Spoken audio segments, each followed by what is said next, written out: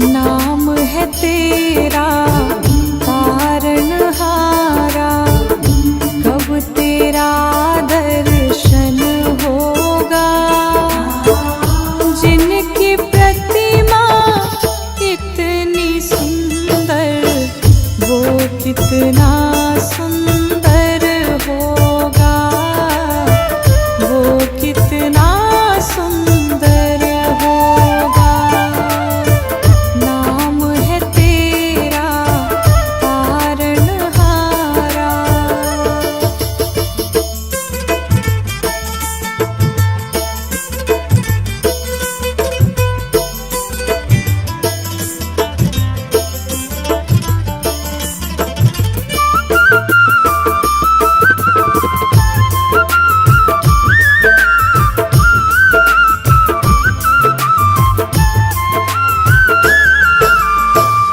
तुमने तारे लाखों प्राणी, ये संतों की वाणी है।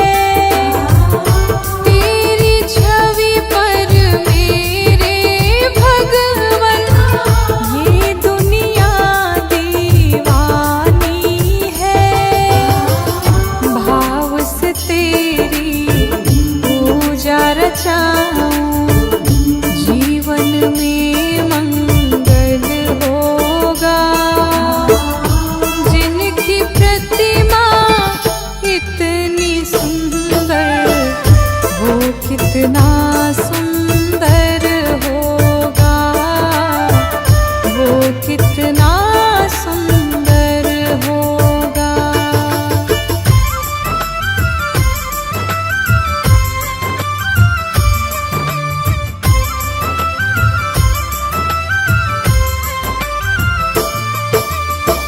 सुरवर मुनिवर जिनके चरणों में निश दिन शीश झुकाते हैं, जो गाते हैं प्रभु की महिमा, वो सब कुछ पा जाते हैं। अपने कष्ट मिटाने को तेरे चरणों में वंदन होगा। जिनकी प्रतिमा इतनी सुंदर, वो कितना सुंदर होगा, वो कितना सुंदर होगा।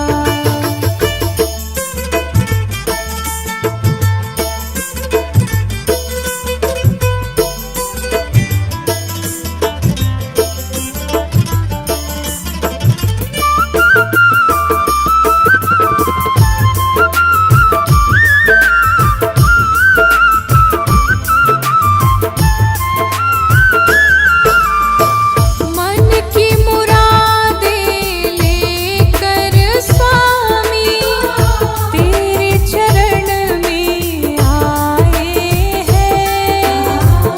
हम हैं बालक तेरे चरण में, तेरे ही गुण गाते हैं। भव से पार उतरने को तेरे गीतों का संगम होगा।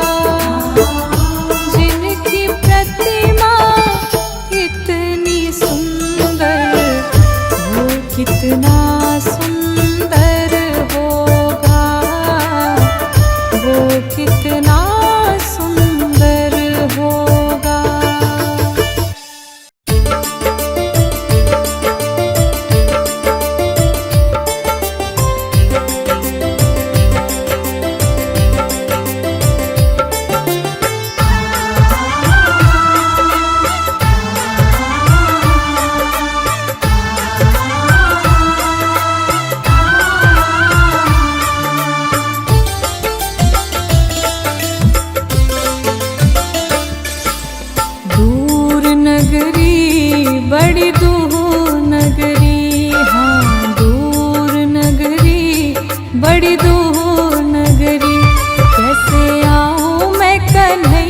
कैसे आऊं मैं कन्हैया तेरी गोकुल नगरी, बड़ी दूर नगरी, दूर नगरी, बड़ी दूर नगरी, दूर नगरी, बड़ी दूर नगरी।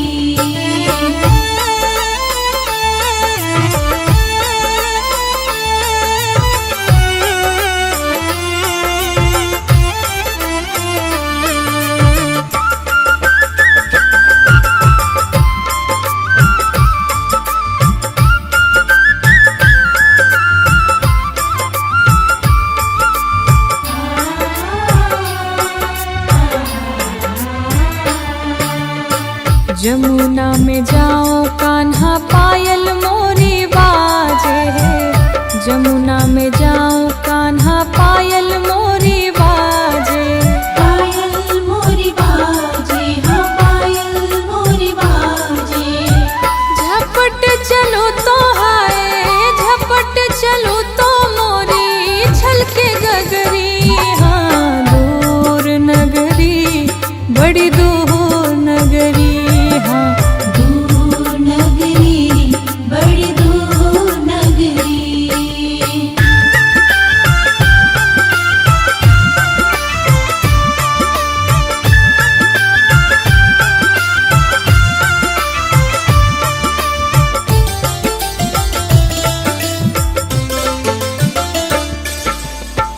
रात में आओ कान्हा डर मोहे लागे है, रात में आओ कान्हा डर मोहे लागे, डर मोहे लागे, हाँ डर मोहे लागे। दिन में आऊं तो हाय, दिन में आऊं तो देखे सारी नगरी, हाँ दूर नगरी, बड़ी दूर नगरी, दूर नगरी, बड़ी दूर नगरी।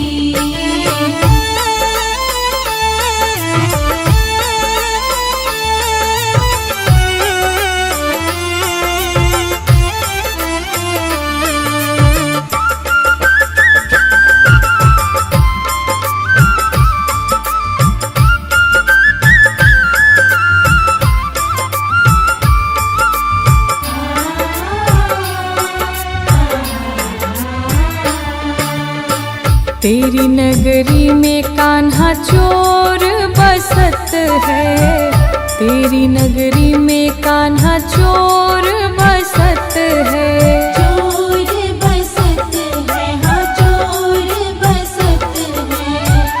लूट लेवे जी हाय, लूट लेवे जी मोरी नख चुनरी, हाँ दूर नगरी, बड़ी दूर नगरी, दूर नगरी, बड़ी दूर नगरी, दूर नगरी, बड़ी दूर।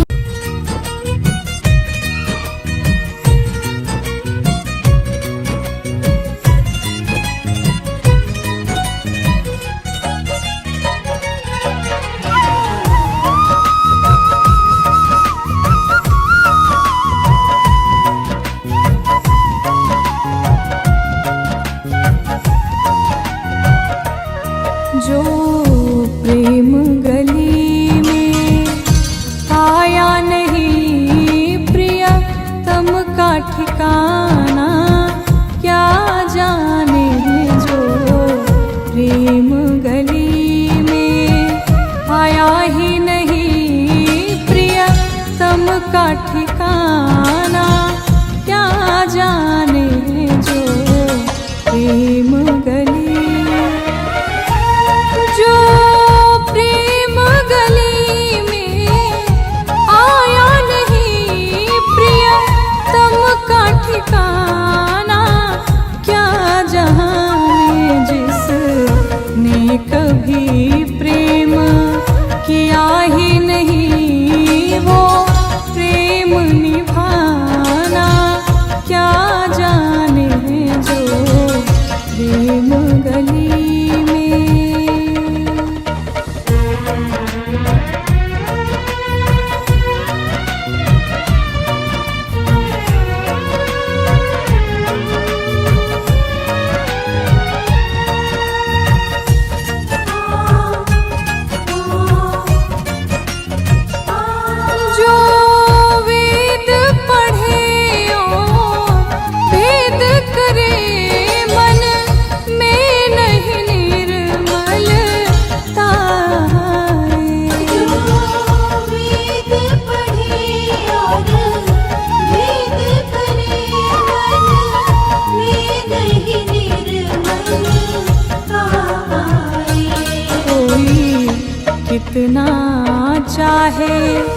ज्ञान कहे कोई कितना चाहे, ज्ञान कहे भगवान को पाना, क्या जाने जो प्रेम गली में।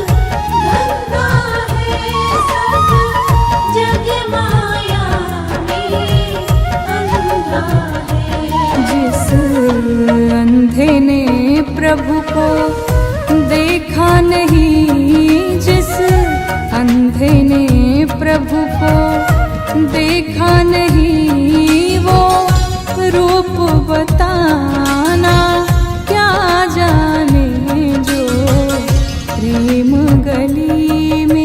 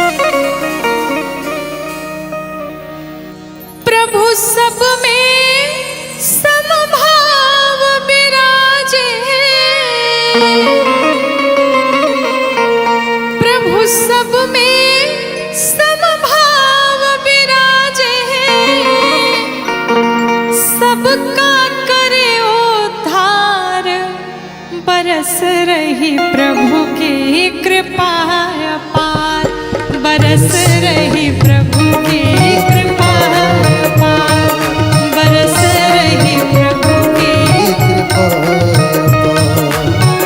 प्रभु सब में समभाव विराजे, प्रभु सब में समभाव विराजे, सबका करे उद्धार, बरस रही प्रभु की कृपा अपार, बरस रही प्रभु की कृपा अपार।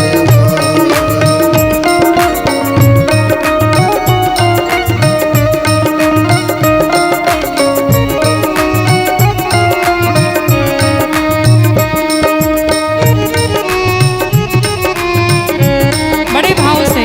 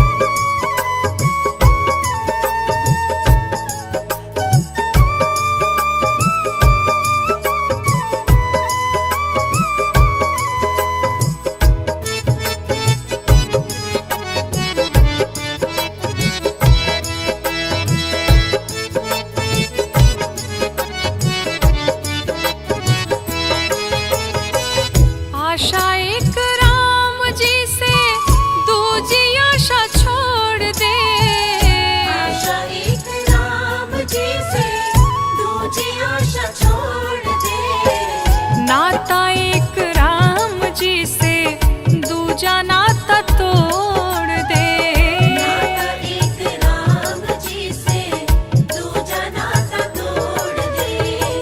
साधु संग राम रंग अंग अंग रंगिए, जाहि विधि राखे राम ताहि विधि रहिए। जाहि विधि राखे राम ताहि विधि रहिए। सीताराम सीताराम सीताराम कहिए, जाहि विधि राखे राम ताहि विधि रहिए। सीताराम सीताराम सीताराम कहिए, जाहि विधि राखे राम ताहि विधि रहिए।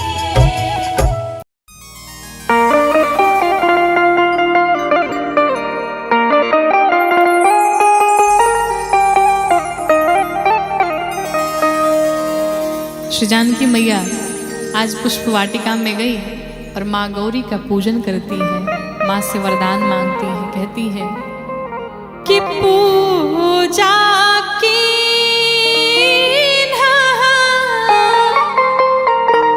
अधिक अनुरागा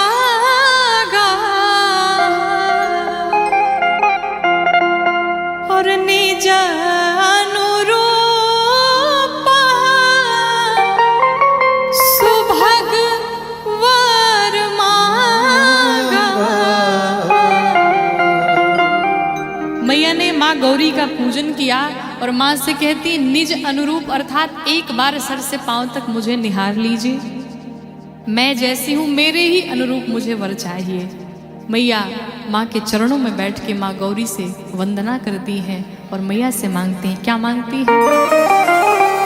किसिया मांग रही अवध को राज, सरयू नहाने को। तो मैया मांग रही अवध को राज, सरजू नहाने को। मैया मांग रही अवध को राज, सरजू नहाने को। मैया मांग रही अवध को राज, सरजू नहाने को। मांग रही अवध को राज,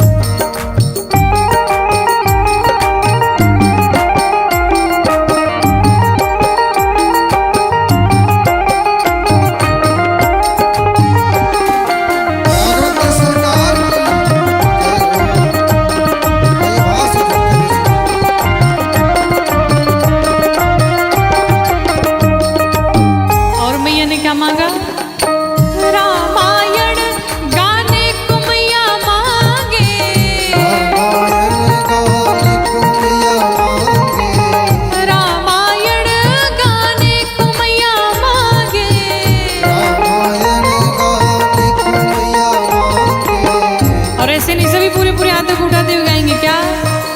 मांगे तुलसी से, मांगे तुलसी से, मांगे तुलसी से संत समाज सरजू नहाने को। मांगे तुलसी से संत समाज सरजू नहाने को। मैया मांग रही अवध को राज सरजू नहाने को। मैया मांग रही अवध को राज सरजू नहाने को। मैया मांग रही अवध को राज सरजू नहाने को।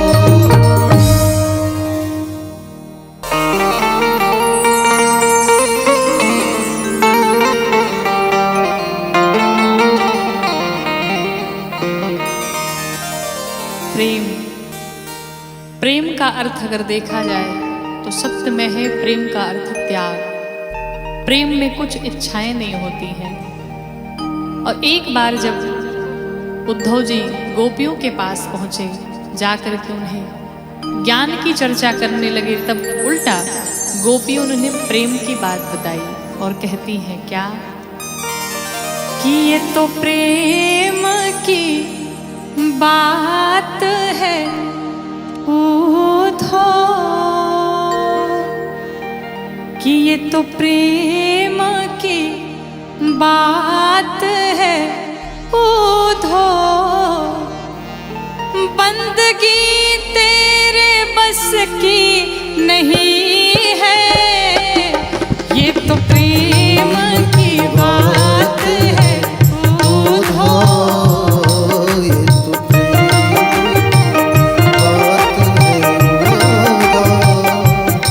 बंदगी तेरे बस ये तो प्रेम की बात है उद्धव। ये तो प्रेम की बात है बंदगी तेरे बस की नहीं है। बंदगी तेरे बस की नहीं है। ऐसा क्यों? क्योंकि यहाँ सर दे के होते हैं सौदे, उस सिर दे कर होते हैं सौदे। आशिकी इतनी सस्ती नहीं है, सिर दे सौदे आशिकी तेरे बस की नहीं है।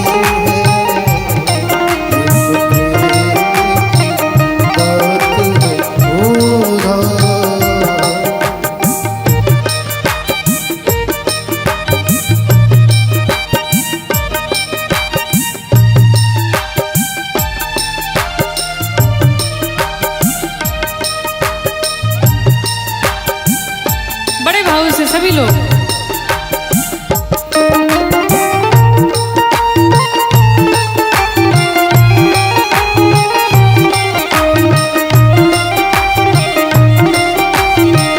बांके बिहारी लाल की कुछ लोग प्रश्न करते हैं कि पूजा करने का समय क्या है, भक्ति करने का समय क्या है। तो महाराज, पूजा एक अलग विधि है और प्रेम एक अलग विधि है। पूजा कर्मकांड है और प्रेम इससे बहुत परे है। पूजा करने का एक समय होता है, लेकिन जो भक्त होते हैं भगवान को सदैव भजते रहते हैं, उनके हृदय में सदैव प्रेम चलता रहता है।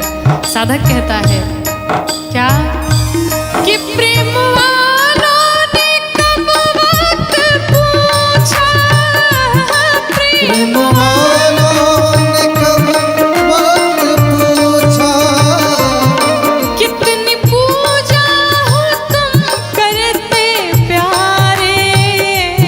कितनी पूजा हो तुम करते प्यारे। क्या हो यहाँ हर पल हो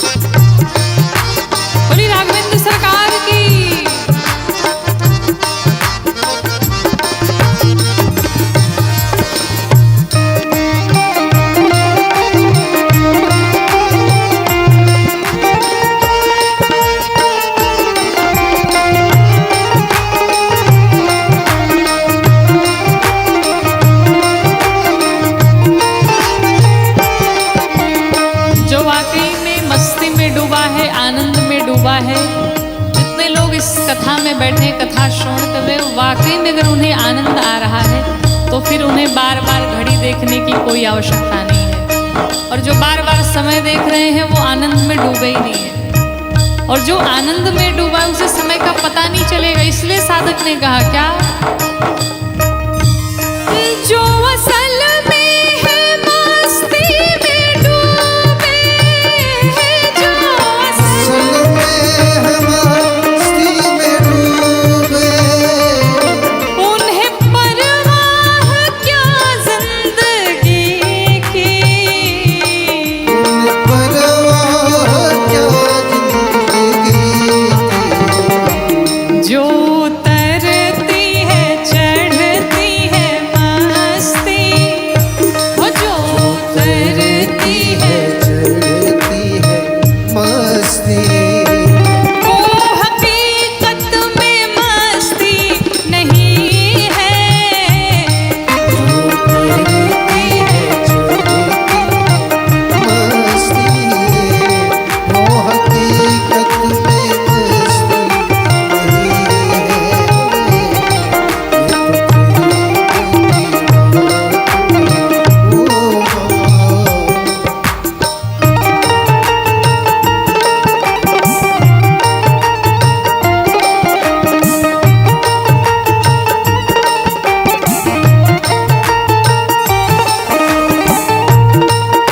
भाई वहां से तुम क्यों सुन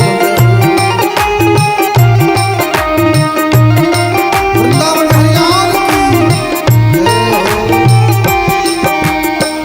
कहते हैं कि जिनकी नजरों में है श्याम प्यारे, जिनकी नजरों में है श्याम प्यारे, वो तो रहते हैं जग से निराले, वो तो रहते हैं जग से न्यारे। जिनकी नजरों में मोहन समाए, वो जिनकी नजरों में वो समाए, वो नजर फिर भटकती नहीं है। जिनकी नजरों में मोहन समाए, वो नजर फिर भटकती नहीं है। ये तो प्रेम की बात है ओहो, बंदगी तेरे बस की नहीं है। ये तो प्रेम की बात है ओहो, बंदगी तेरे बस की नहीं है। बंदगी तेरे बस की नहीं है। बंदगी तेरे बस की नहीं है।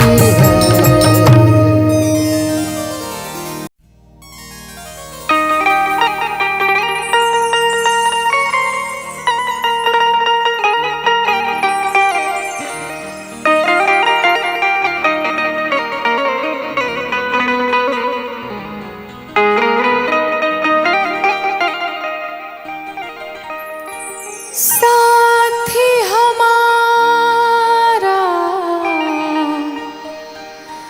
कौन बनेगा, तुम ना सुनोगे तो कौन सुनेगा, तुम ना सुनोगे तो कौन सुनेगा।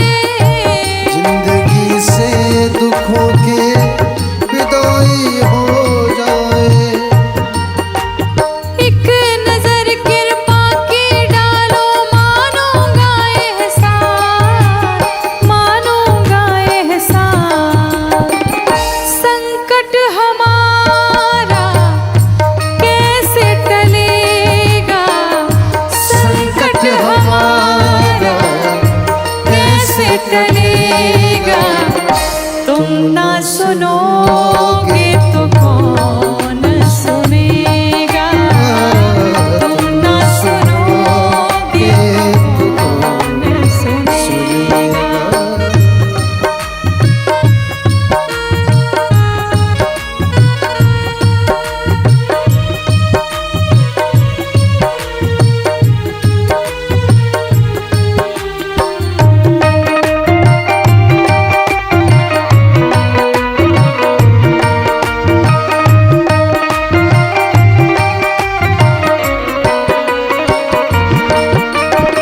गोविंद भक्त कहता है नाथ, पानी है सर के ऊपर मुसीबत अड़ गई है, पानी है सर के ऊपर मुसीबत लड़ गई है, आज हमको तुम्हारी जरूरत पड़ गई है, आज हमको तुम्हारी जरूरत पड़ गई है। अपने हाथ से हाथ पकड़ लो, मानूंगा एहसान, मानूंगा एहसान। साथ हमारे कौन चलेगा, साथ हमारे कौन चलेगा। तुम ना सुनोगे तो कौन सुनेगा, तुम ना सुनोगे तो कौन सुनेगा।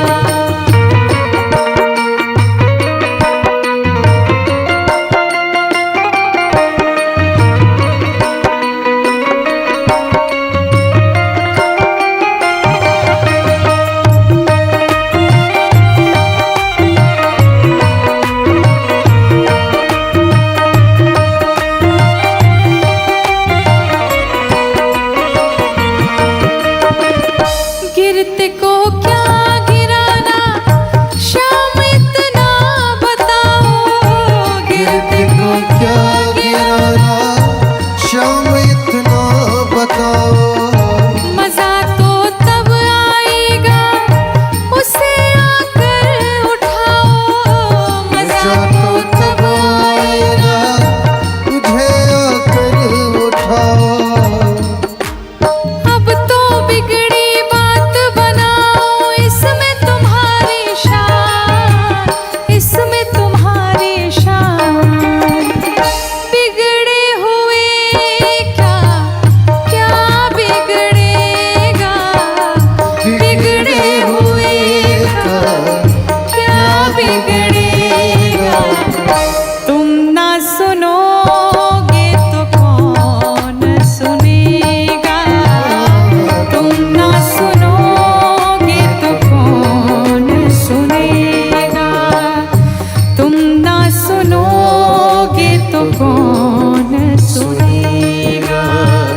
साथी हमारा कौन बनेगा, साथी हमारा कौन बनेगा। तुम ना सुनोगे तो कौन सुनेगा, तुम ना सुनोगे तो कौन सुनेगा, तुम ना सुनोगे तो कौन सुनेगा।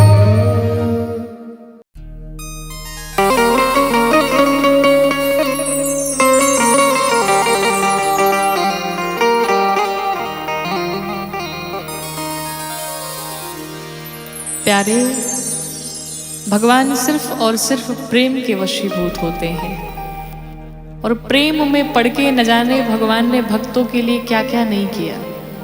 आइए इस भजन के माध्यम से सुनिए कैसे कि सबसे ऊंची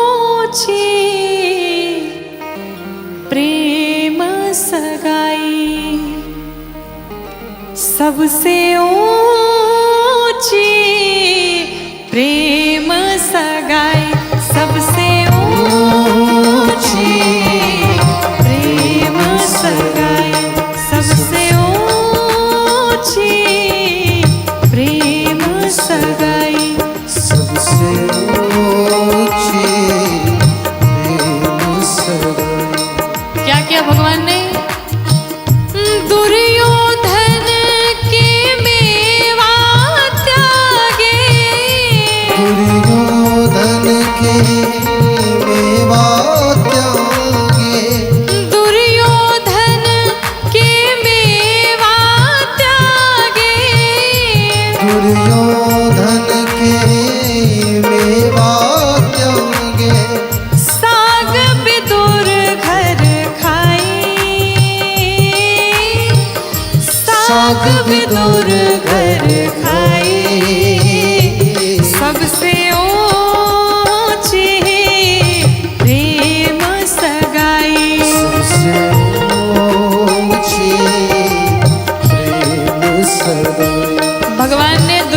के 56 भोग का त्याग करके और विदुर जी के घर गए और जा कर के वहाँ पर केले के छिलके भगवान बड़े प्यार से पाए जा रहे हैं। और भगवान ने क्या किया सुनिए।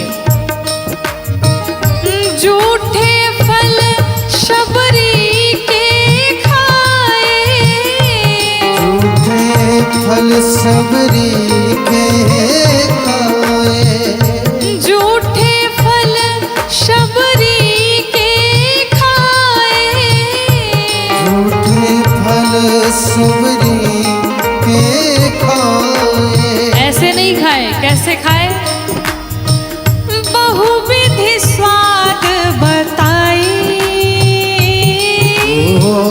बहुविधि स्वाद बताई, सबसे ऊंची प्रेम सगाई। सबसे ऊंची प्रेम सगाई, सबसे ऊंची प्रेम सगाई। बड़े भाव से सभी मीठी मीठी तालियों के साथ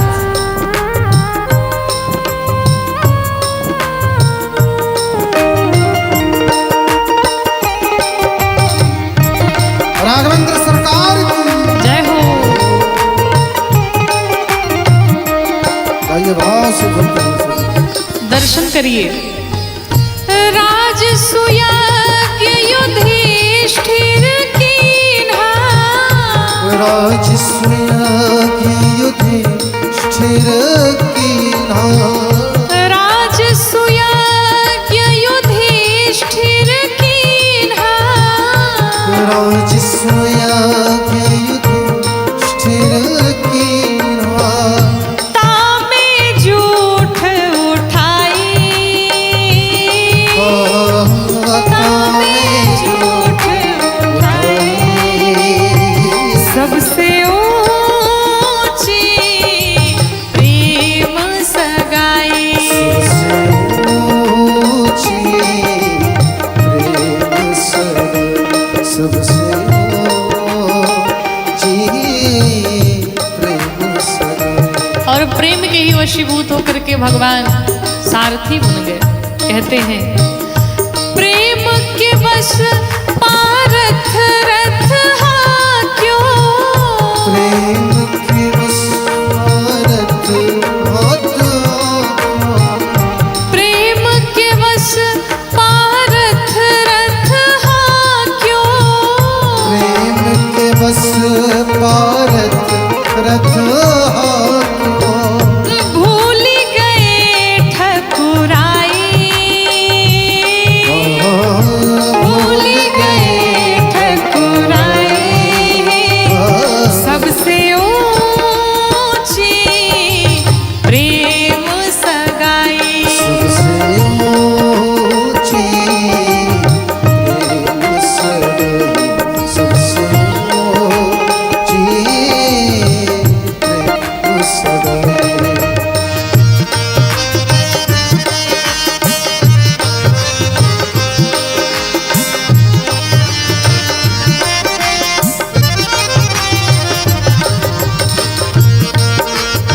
बड़े भाव से सभी लोग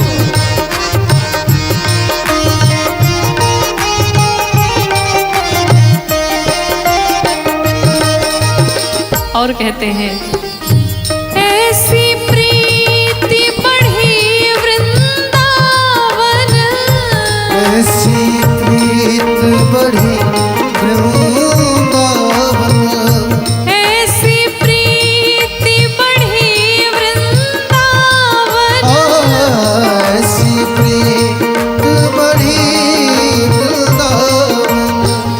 गोपियन नाच नचाई, गोपियन नाच नचाई, सबसे ऊंची प्रेम सगाई। सबसे ऊंची प्रेम सगाई, सबसे ऊंची प्रेम सगाई। और कहते हैं क्या? प्रेम के बस नृप